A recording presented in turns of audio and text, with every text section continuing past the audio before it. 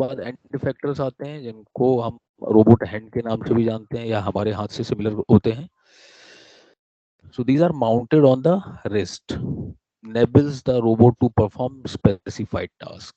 So various types of end effectors are designed for same robot to make it more flexible and versatile. इनको change कर सकते हैं, कलाई से निकाल के दूसरा फिट कर सकते हैं. दो मेजर क्लासिफिकेशन है, एक ग्रिपर वाला होता है और एक टूल्स वाला होता है. So here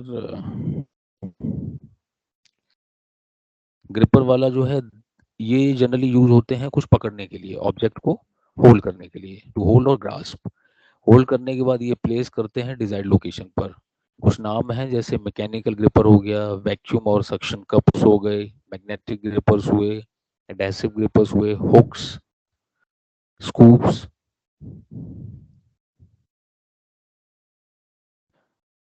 and tools, a robot is required to manipulate a tool to perform an operation on a workpiece. तो एज अ एंड इफेक्टर जो है इनकी कुछ एप्लीकेशन यूज होती हैं, टूल हम फिट कर लेते हैं एंड इफेक्टर की जगह पर.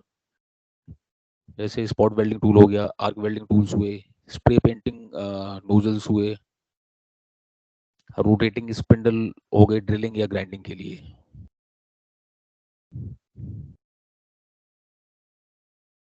तो जॉइंटेड स्फेरिकल मैकेनिकल आर्म दिखाई गई है, jointed arm robots. Simple configuration है इसकी, ये बेस रहा, बेस रोटेट कर सकता है अपनी एक्सिस पर, ये जैसे आर्म स्वीप से एरो से दिखाया गया ऐसे घूम सकता है ये.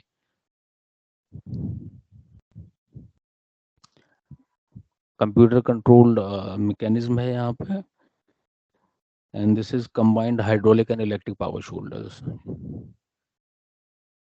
सेकंड मोशन जो है आर्म स्वीप के बाद स्विवल है, स्विवल के बाद एल्बो एक्सटेंशन का है. देन आर्म मूव कर सकता है, आर्म से जो रिस्ट के साथ मोशन है, जो हमारी रिस्ट के पॉसिबल मोशन है वो सारे हैं इसमें, पिच, यॉ और रोल.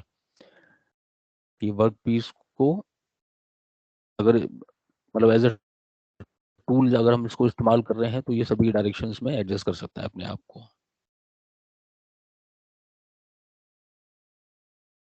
पावर सोर्स जो है, तो power source in the unit that supplies power to controller and the manipulator, उसी से ऑपरेट होगा. So almost all modern robots are driven by brushless AC servo motors. So, but many of the robots existing in the industry uses other devices, and the controller is operated by an alternating current power source, and the manipulator is controlled by hydraulic or pneumatic devices. Manipulator का जो काम होता है वो adequate force देना होता है, और इनको फोर्स आप प्रोवाइड तब करते हैं जब ये अप्रोप्रिएट प्लेस पर पहुंच जाएं. यानी कि मैनिपुलेटर से ये पहुंचा उस जगह पर, अब ये चल किससे रहे हैं कि जो एक पावर सोर्स है, जब तक वो नहीं चलाएंगे तो वर्क स्टार्ट नहीं होगा.